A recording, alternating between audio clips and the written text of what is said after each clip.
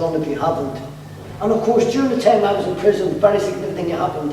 In 1989, 3 young Irish people were arrested at the then Secretary of State for Northern Ireland, Tom King's home, or not far from it. And during the trial, Tom King tried to get away the right of sentence because they refused to talk to the police. And we told people then, when they brought about the right of sentence to take away for terrorist offences, we tried to tell people, hey, this ain't got nothing to do with terrorism. This is about you, the public, the citizens of this country. Whatever they bring in today for terrorism, tomorrow is for you, the public. And that's exactly what they did. And of course, when we got out in 1991, and an hour before the Birmingham 6 were released at the Old Bailey, the Home Secretary went to the House of Commons and told them that for the second time in British judicial history, he had invoked the Royal Commission. The Royal Commission's remit was to have a look at what went wrong in our case and others, and to see what could be done to prevent it happening in the future. When they came back in '92, their first recommendation was that the cornerstone of the British judicial system was the right to silence, and it should remain in place. Of course, you know what happened. 1993, the following year, they put it into the Criminal Justice Bill and they took it out, and it's now illegal. They've also taken away the right to jury selection, and of course, what they did in Ireland in the late 80s to combat terrorism is exactly what they're trying to do today, to bring in deadlock courts, no juries. And that's what they did in Ireland. And what they do in Ireland, they have 3 judges that had a screening, you have somebody come in, Mr. X, Y, and Z, it could be your granny for all you know, and they stand there and give evidence against you, and you ain't got a clue where the evidence is coming from. Because when you try to question, they will tell you, oh, can't give that information. Security. National security. National security. Believe me, those 2 words cover a multitude of sins for them. It's not national security, it's national bullshit. That's what it is. And if you look at the way that things is going now, over the last few years with our kids, this country is becoming more and more Americanized. All this stuff about DNA, everybody that's arrested, no matter what it is for a minor crime, you're going to be DNA. It's not to help the police. What that is all about is gathering information on everyone. Just like J. Edgar Hoover did in America years ago. The police force in this country and the government, they have a long-term secret agenda. And if they have their way, within the next 10 or 15 years, everybody in this country will be on a DNA database. Our kids, etc. And in fact, if the government of this country had their way, every one of our kids in the future are all going to be electronically tagged, so they can keep tabs on everywhere wherever they go at any time of the day or night. And of course, when we look at the bombs that happened recently, the Tony Blair, as someone was calling, has said this has nothing to do with Iraq, Afghanistan, the Middle East, etc. And I'll tell you what, anybody who thinks that is an idiot. Of course it's from them. Terrorists are not made. You don't make terrorists. You create them. And what creates terrorists? Poverty, oppression, bad legislation. For instance, after the Birmingham pub bomb, they rushed through in a 27-hour sitting at the House of Commons draconian legislation, which they called the PTA Act, Prevention of Terrorism Act. That wasn't its real name. What the PTA stands for is Paddy's Torture Act, because that's what it's designed for, to torture the Irish. And during its reign, they stopped thousands of Irish people and arrested thousands of Irish people secretly, entering and leaving this country, and held them for days and weeks at a time, and nobody knew where they are. That's exactly what's going to happen today. When you look at what happened in Belmarsh, there's people in Belmarsh that have been there for 3 years. My solicitor, Gareth Pearce, can't even find out what the charges are. Never mind the evidence. They've been there for 3 years and they have not been charged. And the reason why they say they can't be charged is because the information is too sensitive. And it may give away an undercover agent or whatever it is. or it might disclose who the informant is. And then, in the other breath, they have the audacity to tell us a democracy. Well, as I said, we have to defend our rights. But one of the most important things that we have to do, it's not just for us.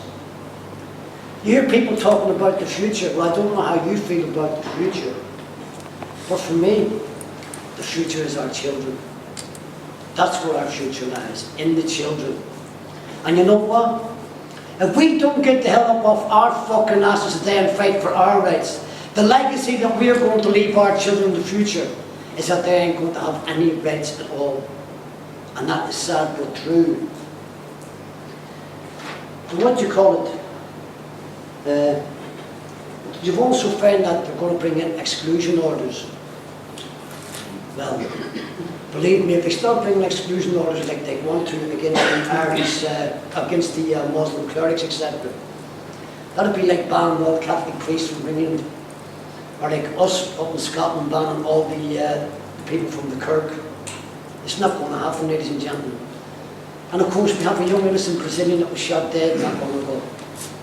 We heard all the lies that was put out about that. Let me give you another scenario, which isn't hard to imagine. Just imagine another scenario like Bloody Sunday in Ireland. Bloody Sunday was one of the biggest recruits that the IRA ever had. After Bloody Sunday, our young people at home were rushing to join the IRA.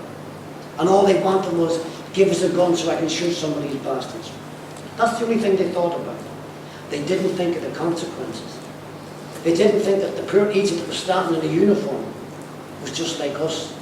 Poor, working class, most of them from up north. And what they didn't realise when they were shooting soldiers, etc., the only thing they were leaving behind was grieving mothers, grieving fathers, grieving sons, daughters, sisters, etc. Two wrongs don't make it right. But sometimes violence has to be met with violence. And of course, that's what happened in Ireland. We have so many Muslim people living here. I'm only hoping that that scenario never happens in this country. Because believe me, if them trigger-happy bastards out there with their submachine guns start shooting a few Muslims, that is one thing I can guarantee you, that will create terrorism in this country. And it won't be from without, it will be from within. And you will have no chance to stop it, because within the Muslim community it will spread like wildfire. Believe me. And these people in government, they say they're cowards. I'll tell you what, I wish they had their fucking cowardice, because I ain't got the balls to go out and blow myself up. That takes a hell of a lot of courage. And I'm not praising them for it. It's wrong. But believe me, they are not cowards. What we have to do to stop it is through education. And of course, what is going on today isn't about bringing democracy or freedom or any rest of that bollocks to Iraq. What it's all about is black gold, oil, America's interest in the Middle East, because America can't survive without oil, and their oil reserves are running out. So they need another patsy. And of course, Iraq is the easy one. As I said, it's not about democracy.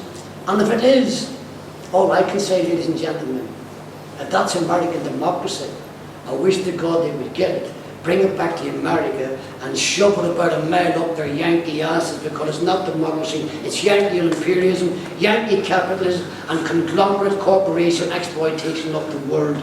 It's about America wanting to domineer in the world. 30 years ago during the Cold War, they said that Russia wanted to dominate the world. Russia couldn't dominate itself. That's why the infrastructure collapsed. But America can, and America's now put itself up to the eyes of the world as a policeman.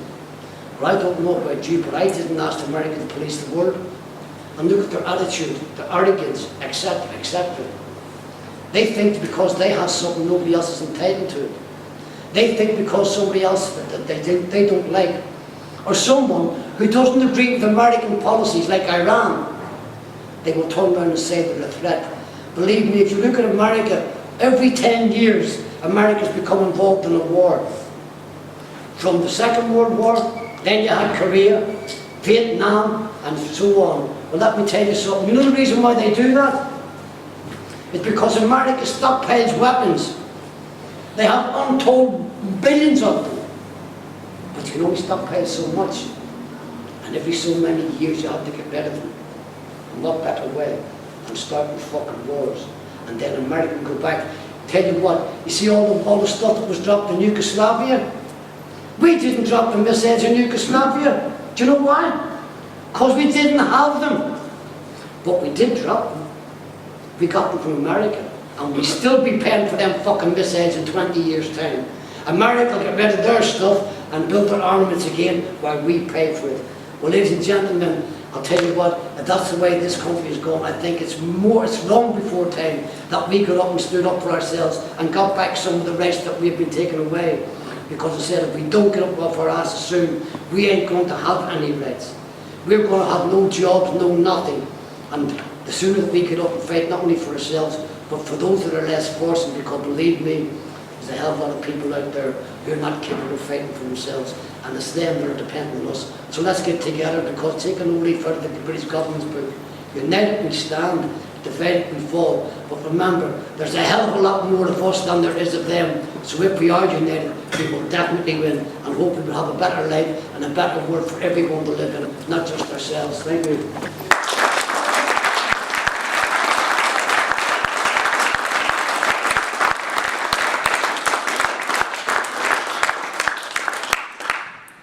Thanks, Paddy, for that.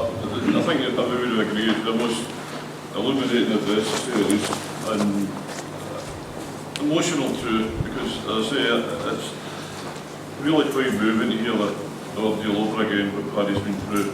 I would like to thank Paddy and thank John and thank Satish as well for their contributions. I'd also like to ask you if you could give something towards the cost of the room on your way out. Also, there's these postcards and envelopes are here. There is a petition here to the Prime Minister because they have never yet apologised to the Birmingham Six. They have for the Guildford 4, yes, and the Maguire 7, but not to the Birmingham Six.